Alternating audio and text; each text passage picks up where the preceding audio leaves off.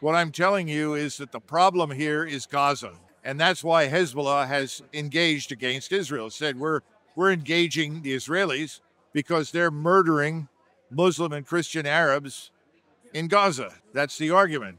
Now, Hezbollah did not exist until the Israelis occupied southern Lebanon in 1982.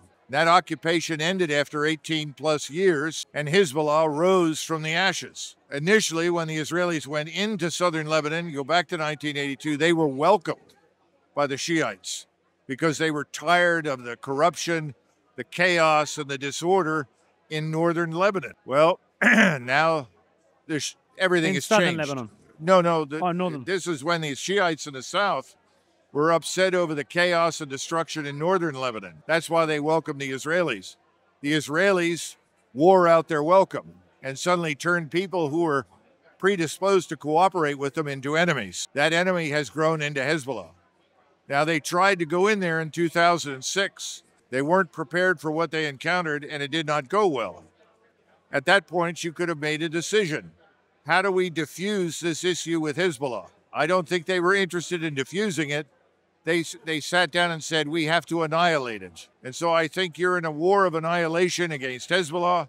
You're in a war of annihilation against Gaza. And ultimately, eventually, a war of annihilation against the West Bank Arabs. That's what's unfolding. That's the problem. And the rest of the region is now unhinged. The rest of the region will not tolerate this.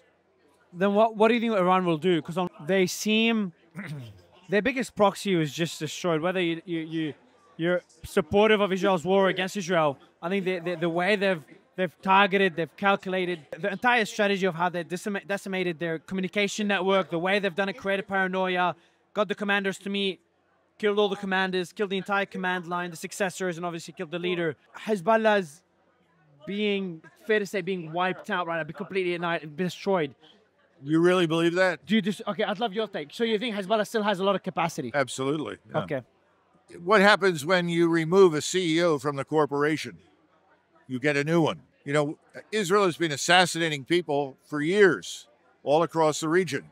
What happens when you assassinate one leader? You get a new leader. Hezbollah is very well organized, highly networked, has lots of people in it who are very competent fighters. They are currently being reinforced from across the region by Arabs as far south as Yemen, as well as from Iraq and Syria, who are pouring in to reinforce and support Hezbollah. Hezbollah is not destroyed. Hezbollah is not finished, not by a long shot. And Israel, if it now goes in on the ground, somebody told me earlier today that they have. Seems about to, and they've started to amass. So troops are starting to amass not only tanks and troops right at the border. So yeah, well, once they go in, they are going to march into a hornet's nest. How many times have we bombarded enemies from the air with missile and bombs and so forth, only to discover that the enemy was not destroyed? The enemy was not dead. Absolutely not.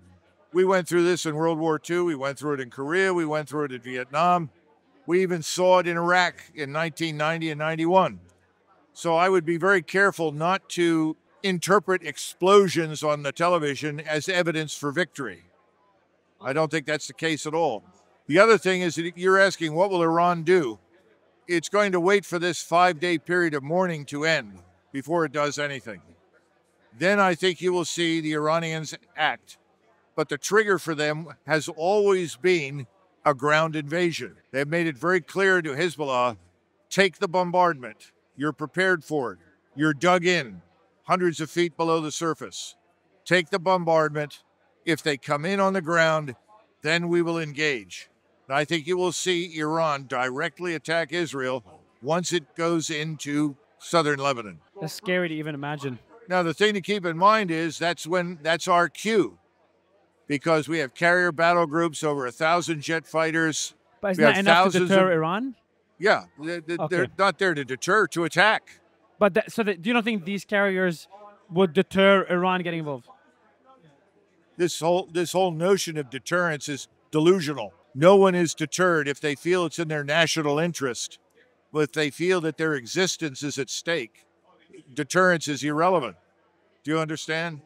If you push an enemy into a corner, You haven't deterred him. You've made him desperate.